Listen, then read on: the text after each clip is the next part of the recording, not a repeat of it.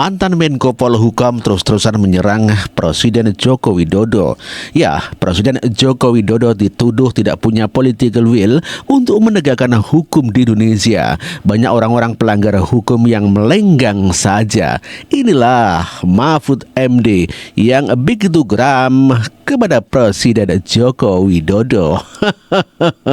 Tak boleh memeriksa apa benar apa tidak kan, itu salurkan ke polisi, salurkan ke kejaksaan.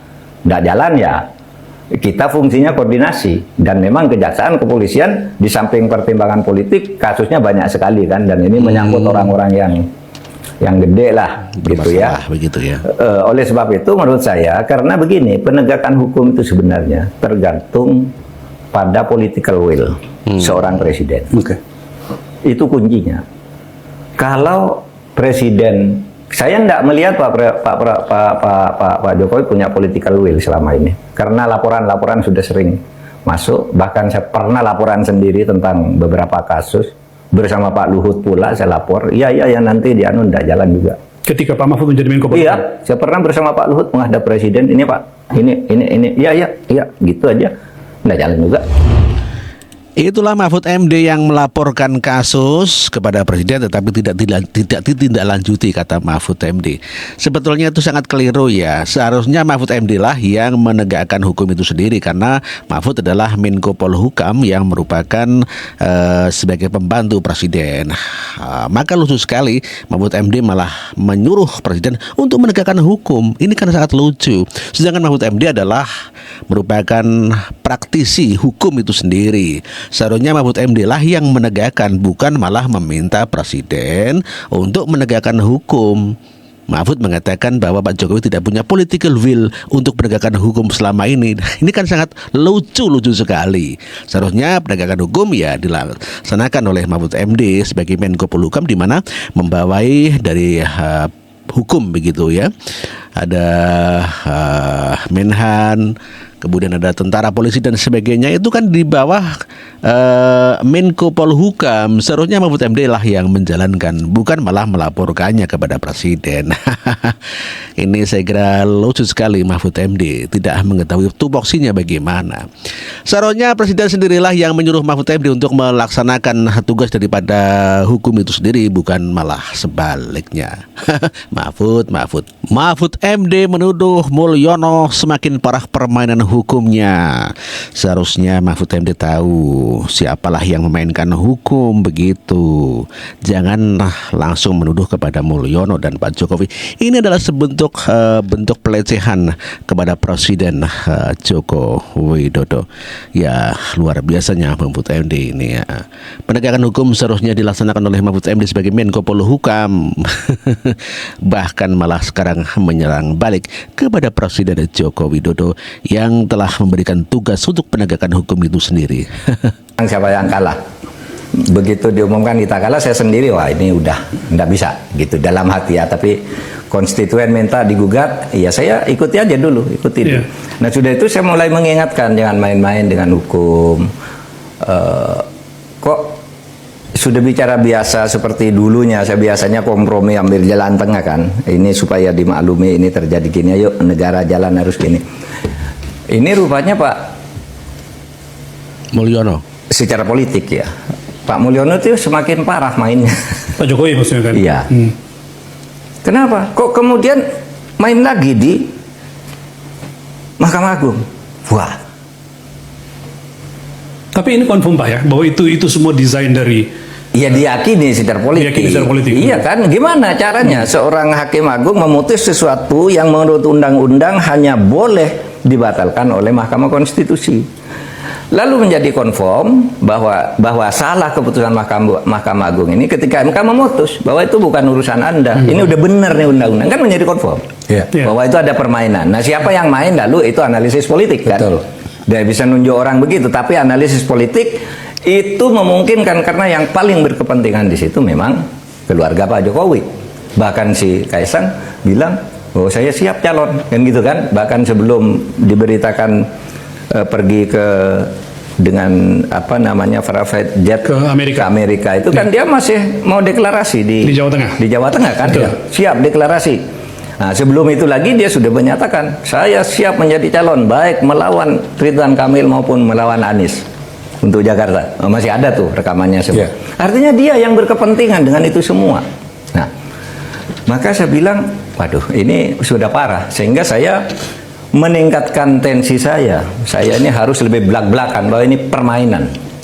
Ya, permainan yang sudah menjadi pergunjingan orang, tapi pura-pura tidak dengar kan? Ya, karena belakangan Pak orang melihat kok Prof Mahfud begitu sekarang ya. Iya. Dulu termasuk orang yang selalu mengapresiasi Pak Jokowi begini-begini, tapi kok apa karena dia kalah pilpres? Bukan karena itu ya? Buat Anda semata-mata ini kan saya meyakinkan dulu publik, saya menerima kekalahan ini. Begitu divonis, saya menerima kekalahan ini. Kemana-mana saya bilang, sudah Pak Prabowo menang, Gibran, sudah, gitu kan. Itu untuk meyakinkan publik dulu bahwa secara hukum saya sudah oke. Tetapi sekarang sebagai warga negara, saya melihat, kok seperti ini nih. Mainnya rusak bener nih orang-orang, gitu ya. Sehingga lalu saya semakin keras. Kalau saya kan gampang dalilnya ya. Ya Mas Akbar ya, kalau kata Nabi itu, kalau engkau mar'a minkum mungkaron falyughayyir biyadi. Kalau kamu melihat kemungkaran, betulkan dia dengan kekuasaanmu. Kalau kamu sudah tidak punya kekuasaan, betulkan dia dengan lisanmu. Lalu kalau kamu sudah tidak berani dengan lisan, maka berdoalah kamu agar orang itu dicegah oleh Allah. Itulah yang paling rendah doa itu ya. Nah, saya ini ambil yang kedua ini, saya lisan pakai nada netral, tidak didengar, keras saja sekalian, iya kan? Iya. Keras saja sekalian. Iya. Kan saya nothing tulus kan? Saya ilan apa? Saya lawan. Ini untuk masyarakat, gitu. Saya sudah nyatakan saya sudah kalah, gitu. Kita terima itu, Prof. Maka kemudian mari kita bawa semua problematika ini di mana kita mengikutkan seluruh masa depan bangsa ini. Apa yang saya maksud? Kita sudah harus memulai sebuah karakter kekuasaan di mana ada langkah, ada tingkah, ada tanggung jawab. Ya. Kalau terus-menerus kita memberikan permakluman atas sebuah kesalahan yang tadi Pak Prof katakan sudah sangat jauh, maka saya tidak yakin kita akan kemana-mana. Apa yang saya maksud adalah, oke, ada banyak kesalahan, kita bisa temukan di berbagai tempat, kita bisa bicarakan. Pak Prof di podcast yang baru saja ini dibikin tapi sudah tembus 100.000, itu sudah luar biasa ya. Oke.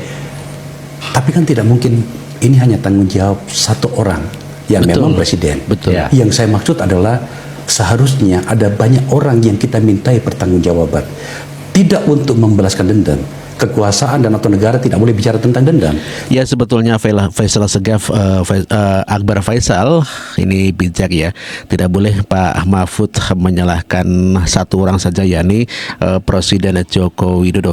Namun demikian sepertinya Mahfud ini begitu sangat dendam sekali kepada Presiden Joko Widodo, di mana telah memenangkan Prabowo, di mana Gibran ada di situ sebagai wakilnya Prabowo, begitu ya.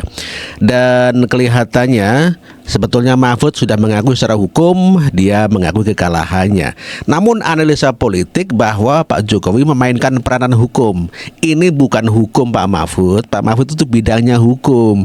Kalau analisa politik itu adalah para politisi. Dan ternyata menurut saya Mahfud MD belum sebagai politisi yang handal sehingga bisa menyelami hati daripada masyarakat untuk menarik simpati masyarakat dengan menyerang dan memberikan tanggung jawab khusus kepada Presiden Joko Widodo. Tentu saja hal ini membuat Mahfud MD tidak mendapatkan simpati dari masyarakat, dikarenakan Presiden Joko Widodo tidak pernah satu kata patah pun, ya tidak pernah satu kata patah pun ya untuk mengkritik atau menjelekan Mahfud MD. Namun demikian Mahfud MD bertubi-tubi menjelekan dan menyerang Presiden Joko Widodo. Dalam hal politik nasional, seperti kita ketahui, orang-orang yang memberikan nilai rendah kepada lawannya itu akan jatuh dan tidak dianggap oleh masyarakat ataupun warga negara Indonesia. Bagaimana Anies Baswedan memberikan nilai 11 dari 100. Kemudian Ganjar Pranowo memberikan 5 dari 10 kepada Prabowo dan mereka berdua terjungkal. Dengan politik menyerang seperti yang disampaikan oleh Mahfud MD, tentu saja Mahfud MD akan menjadi gelandangan politik sebagaimana mengikuti jejak sejarahnya Amin Rais. Mahfud, ya kamu akan ikuti jejak Amin Rais.